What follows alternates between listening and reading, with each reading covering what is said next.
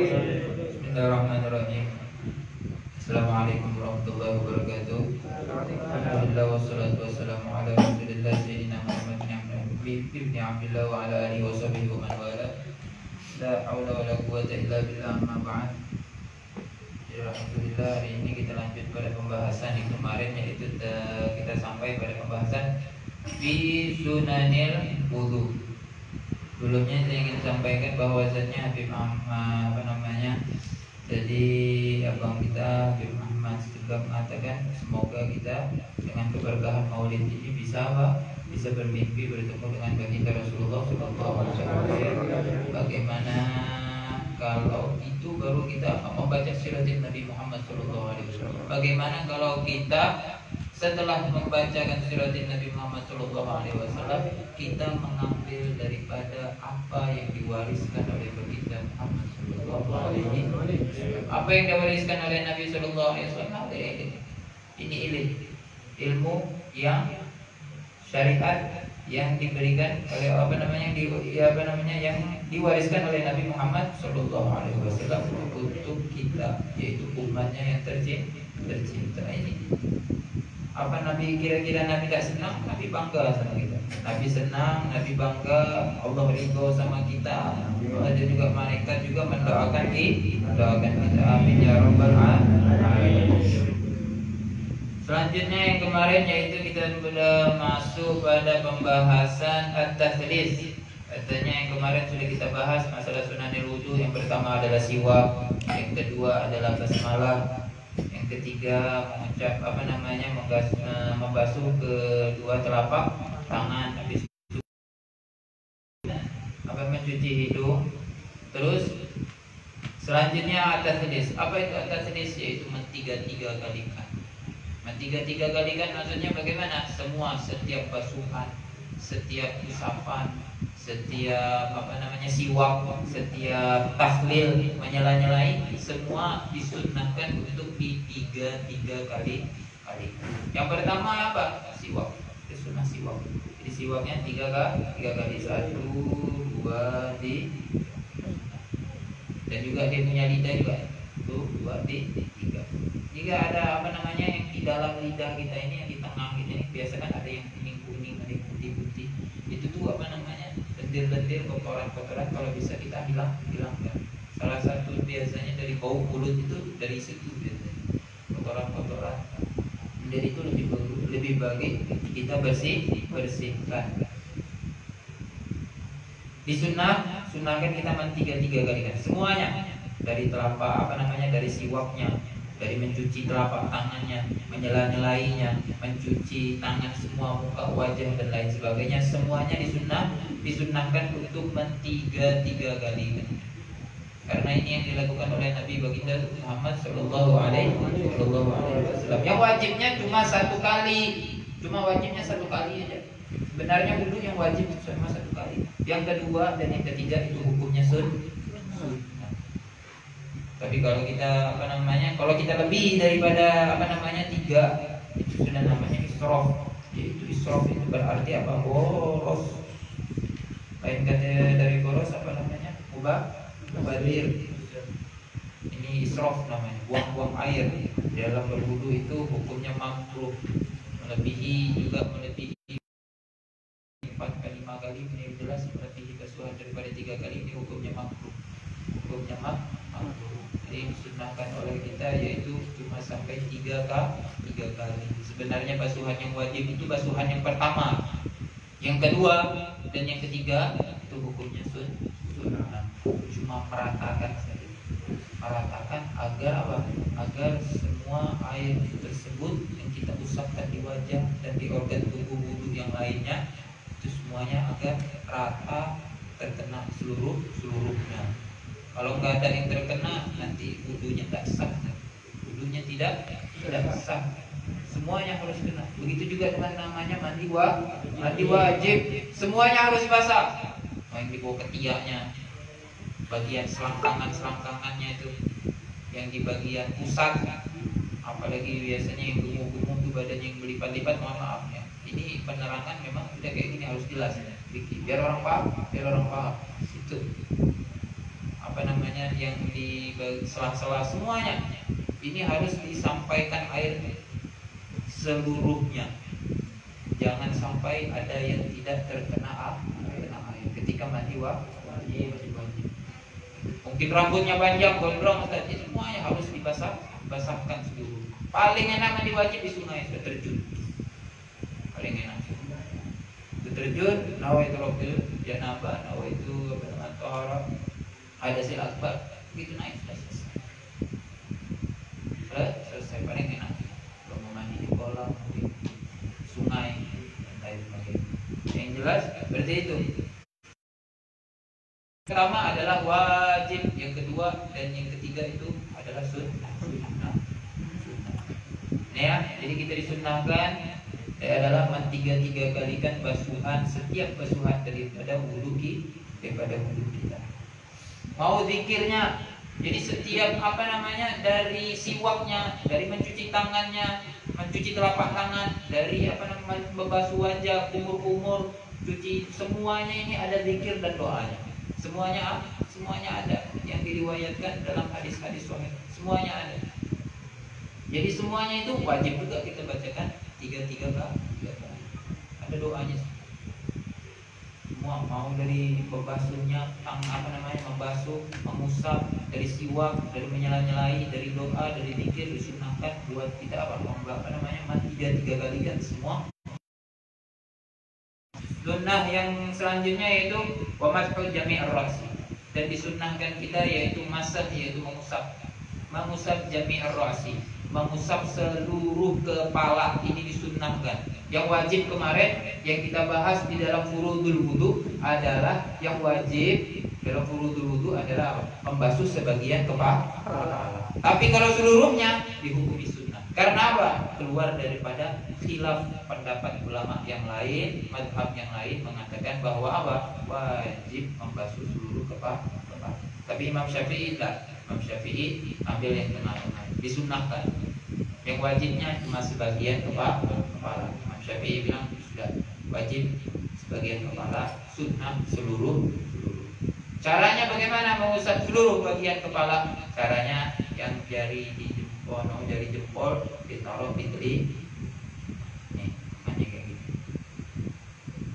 Ambil air, ini, ambil lagi. Setiap putaran pakai air yang paham ya? Ini kalau rambutnya pendek, jangan sampai rambutnya gondrong, dikit-dikit gini payah ya nanti basah orang itu. Kalau rambutnya pendek nggak masalah. Ini sunahkan, itu caranya. Cara yang paling sempurna. Kalau mau pakai cara lain nggak masalah. Kita mau kayak gini, kita mau pakai kerang taruh kepala di bawah nggak masalah. Tapi yang paling sempurna seperti yang diajarkan. Selanjutnya yaitu katanya yang disunnahkan di dalam berwudu adalah mencuci kedua telinga. Wasimakhain. Apa itu simakhain? Lubang, kedua lubang. Dua telinga maksudnya apa namanya? Udunain ini. Apa namanya? Daun telinga. Ini. Udunain maksudnya telinga atau daun telinga. Simakhain lubang telinga. Caranya bagaimana? Cara mencucinya nih. Yang apa namanya? Yang telunjuk ini tidak di dalam. Jadi yang kita bersihkan mana? Luar dan dalam. Yang mana luar? Ini yang luar. Apa yang berhadapan dengan kepala ini berarti lu. Apa yang berhadapan dengan wajah ini berarti dalam. Cara membersihkannya yang telunjuk membersihkan bagian yang jempol bagian luar. Jadi bersihkannya semuanya harus ke tiga kali secara berbareng. Nah, ambil lagi air baru. Setiap sekali pakai air baru, ambil air baru, ambil lagi air baru, ambil lagi air baru. 3 kali menggunakan air yang baru. Simakhainnya bagaimana? Simakhainnya nanti setelah kita cuci kita tiga kalikan daun telinga kita, selanjutnya kita kita ambil air di kelingking kita. Kelingking kita ambil air, kayak air yang ini cara apa? Yaitu cara mencuci kedua jari. Ini yang yang diajarkan di dalam kitab fikih. Paham ya? Cara mencuci telinga, cara mencuci mengusap kepala, itu caranya seperti itu. Selanjutnya katanya yang disunnahkan juga kita takhlilul lihya al-kathifah, yaitu menyela-nyelai, disunnahkan juga kita menyela-nyelai lihya. Lihya ini sudah kita bahas kemarin. Lihya adalah jenggot al-kathifah, yaitu yang tebal, jenggot yang tebal. Biasa kan ada orang punya jenggot, ada yang tebal, ada yang tipis. Bagaimana kita tahu cara membedakan antara yang tebal sama yang tipis? Cara membedakan antara yang tebal sama yang tipis, ini cara dulu kitanya antara satu hasta, hasta itu kita lihat. Kalau dia punya jenggot, kita lihatin dia punya jenggot. Kalau dia punya jenggot itu masih kelihatan dia punya kulit dagu, ini dikatakan masih tipis. Tapi kalau sudah tidak kelihatan, ini berarti jenggotnya sudah dikatakan tebal. Jadi orang yang jenggotnya tebal berarti masih dia disunahkan buat menyela-nyelai jenggot. Tapi kalau tipis, wajib tetap dia harus menyampaikan air ke kulit dagu. Paham ya? Paham. Tapi kalau tebal tak wajib dia sampaikan air, hanya dia cuci wajah. Sudah cuci wajah jenggotnya tebal, apakah dia wajib memaksakan diri memang enggak? Payah, jenggotnya tebal. Jadi cuma disunahkan dia cuma di sela-sela. Setelah membasuh wajah 3 kali selesai, baru selesai jenggot 3 kali. Tapi ada juga yang mengatakan itu selesai wajah langsung jenggot. Ya, terserah mau pakai yang mana. Yang jelas kita harus tahu perbedaan antara mana jenggot yang tebal dan mana jenggot yang tipis. Jenggot yang tipis hukumnya wajib kita menyampaikan air ke dalam jenggot. Kulit ini harus wajib kita sampaikan. Tapi kalau jenggot yang tebal tidak diwajibkan, tapi disunahkan buat kita menyela-nyelai jenggot tersebut. Begitu juga dengan cambang, sama hukum. Cambang sama dengan hukumnya seperti jenggot. Paham ya? Selanjutnya yang disunahkan juga apa? At-takhlilul asabi', yaitu adalah menyela-nyelai asabi' jari-jari, mau jari-jari tangan atau jari-jari kaki. Jari-jari tangan yaitu caranya bagaimana? Katanya amma takhlilul asabi' yadain fa bitashbik, maka dengan tasbik. Tasbik ini kayak gini. Tasbik yang kayak gini ini tak baik, tidak baik. Ini jangan sampai duduk kayak gini, jangan. Itu suatu suatu perkara yang tidak baik. Jadi kata ulama, fal aula ja'ala asabil yumna bainal yusra, menjadikan jari-jari yang kanan di antara yang di kiri. Ini kayak gini. Jadi kanan yang masuk, kanan yang masuk. Jadi tiga kali. Cara menyela-nyela zahir dan batin dan zahir. Ini luar, ini dalam, ini luar. Tiga kali. Cara menyela-nyelai tangan. Jadi tangan itu disela-selai kapan aja? Di awal, ya kan? Di awal wudu kan kita disunahkan mencuci kedua telapak tangan. Itu juga pas mencuci tangan juga kita tetap tetap disunahkan buat apa? Takhlilul asabi', menyela-nyelai jari-jari. Begitu juga dengan kaki. Cara menyela-nyelai kaki bagaimana? Masa kakinya mau dibuat begini-gini? Beda. Tapi cara menyela-nyelai kaki yaitu mulai dari kaki kanan, di sela-selainya pakai kelingking kiri, dari kelingking lagi. Ini contohnya aja ya, umpamanya. Masa juga saya menaruhkan kaki sebelah. Jadi gini, tiga kak.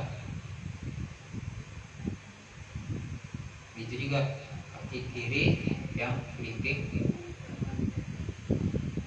Ini cara yang dianjurkan, apa namanya, yang di dalam tapi fikih yang jelas sesuai dengan apa yang diamalkan dan dipraktekkan oleh Rasulullah Shallallahu Alaihi Wasallam. Kalau kita ada cara lain yang jelas tidak, apa namanya, tidak keluar daripada situ, mungkin dia mau, apa namanya, mau susah pakai kelingking, kita nggak tahu. Ada orang ada yang punya kelingking, ada yang tidak punya kelingking, mungkin sakit kelingkingnya dan lain sebagainya.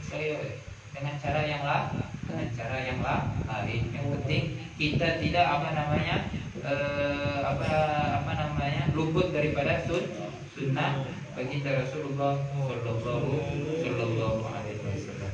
Yang jelas begitu, kita harus banyak-banyak, apa namanya, mempraktekkan apa yang sudah kita pelajari, apa yang telah kita dengar, apa namanya, apa yang sudah kita pelajari, kita praktekkan di dalam diri kita sehari-hari. Apalagi wudhu, yang namanya wudhu setiap hari. Yang namanya wudhu ini setiap hari, makanya kita praktekkan semuanya. Kalau kita praktekkan, orang yang mempraktekkan ilmunya sehari-hari itu, apa namanya, dia tidak bakalan lupa dengan ilmunya. Dia bakal ingat terus. Dia bakal ingat terus semuanya. Sudah ya? Selanjutnya nanti masalah takbirul qurra wa tahjil. Ini yang seperti hadis yang saya sampaikan di awal kemarin. Selanjutnya nanti juga masalah doa dan masalah apa-apa yang dimakruhkan di dalam berwudu. Selanjutnya nanti masalah doa juga saya ajarkan. Mungkin sampai sini yang dapat saya sampaikan. Kurang dan lebihnya saya mohon maaf. Semoga Allah Subhanahu wa taala menguatkan iman kita agar kita bisa mengamalkan apa yang kita pelajari sampai akhir hayat kita. Amin Allah. Dan dijabut dalam keadaan husnul khatimah. Amin amin ya rabbal alamin. Wabillahi taufiq wal hidayah. Wassalamualaikum warahmatullahi wabarakatuh.